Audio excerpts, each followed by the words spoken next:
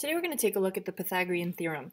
This is something that you may have seen before in middle school or in algebra, but if not, it's okay. This could be the first time that you're seeing it, and it's really not all that difficult. The Pythagorean Theorem is something that we can use when we have a right triangle. So if you have your foldable for today, it's set up a little bit different. So the first page has examples 1, 2, and 3. And then the second page has examples 4 and 5, and that little picture a squared plus b squared equals c squared at the bottom. And then example 6 is on the back page, but we also have this right triangle. So I want to start here. With a right triangle, the one thing that we absolutely know about a right triangle is that it has to have a right angle. It has to have a 90-degree angle. With that, we then end up with these three sides on our triangle. And one of the sides, the side that's across from the right angle, is called the hypotenuse. That's the longest side of our right triangle. So when you're solving for a side on a right triangle, the first thing you want to do is try to see if you can find the hypotenuse. And really there's two clues. It's the longest side, so if you can just look at the picture and decide which side is the longest, that's great. But it's always going to be the side that's across from or opposite from the right angle. The other two sides are what we call the legs.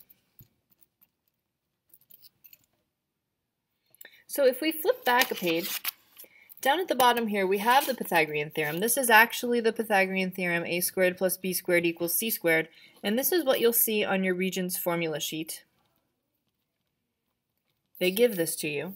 Alright, and so basically what happens is if we have any right triangle and we look at the size of the legs, so this leg right here is 3 units long and this leg right here is 4 units long. If we square them, we actually physically turn those into squares. So we have a square that's 3 units by 3 units. We get a square with an area of 9 units. And if we take the leg with a length of 4 units and we turn it into a square, we get a square with an area of 16 units. And now if we look at this hypotenuse, if we take the hypotenuse and we turn it into a square, we get a square who has an area of 25 units. And basically what that means is that each side of the square then is going to be 5 units. So if we take the legs, we square them, and add them together, we get the hypotenuse squared. So Pythagorean theorem is a squared plus b squared equals c squared, but the way that I remember it is leg squared plus leg squared is equal to the hypotenuse squared. Alright, this side right here, the hypotenuse, has to be the side that's all by itself in the Pythagorean theorem. The sum of the squares of the legs is equal to the hypotenuse squared. Alright, so that's the only thing that you really have to be careful of, is where you put your sides. So let's take a look at an example. We'll start with example 1. Okay, with example 1, we have our hypotenuse, which is labeled C, and we have our two legs, which are labeled 5 and 12. So my formula is leg squared plus leg squared equals hypotenuse squared, and then I can go ahead and plug in. My legs are 5 and 12, and my hypotenuse is C. So if I square 5 and 12, I get 25 and 144, and that's equal to the hypotenuse squared. If I add them together, I get 169 is equal to the hypotenuse squared. And now to get the hypotenuse all by itself, I have to get rid of that squared. To undo squaring something, we take the square root. And then the square root of 169 is 13, so the length of our hypotenuse is 13. Okay, so go ahead and try the second one. See if you can come up with that one.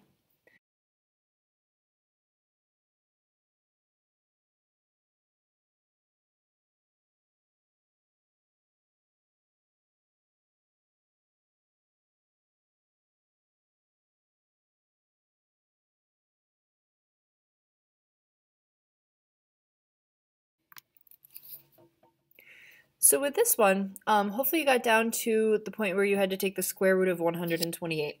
Now remember, back in our last chapter, we did work on simplifying radicals. You can turn this into a decimal, but you get something like 11.3137 and then some other numbers after it. It's not a nice decimal. That doesn't tell us a lot of information. So what we want to do is simplify this radical. So I know that this is going to be 64 times 2. 64 is a perfect square. Square root of 64 is 8. 2 is not a perfect square, so in simplest radical form, the length of the hypotenuse is 8 times the square root of 2. Okay. Third example. This time we have Jane and Zachary start walking at the same point, but Zachary walks 5 feet north. So Zachary walks 5 feet north. Jane walks 7 feet east. How far apart are they when they stop?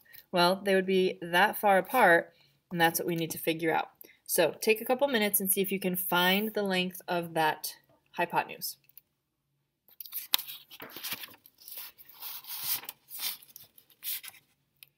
The next thing we're going to do is look at how to solve the Pythagorean theorem or use the Pythagorean theorem when we're not finding the hypotenuse, but when we're finding a leg.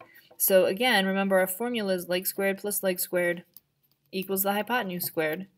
And now this time 7 is my hypotenuse, and my legs are labeled A and 3.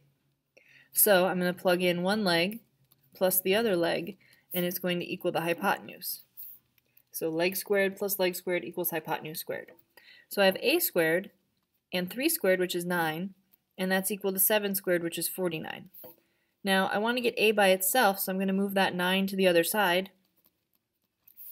And now I have to take the square root of 40.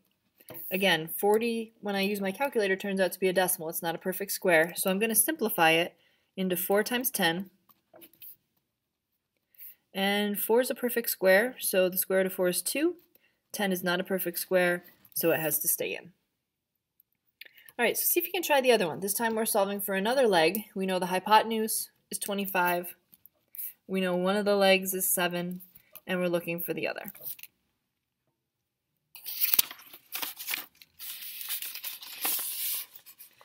Alright, and then on the last page we have another word problem. This one I'll set up and draw for you, and then you can go ahead and solve it.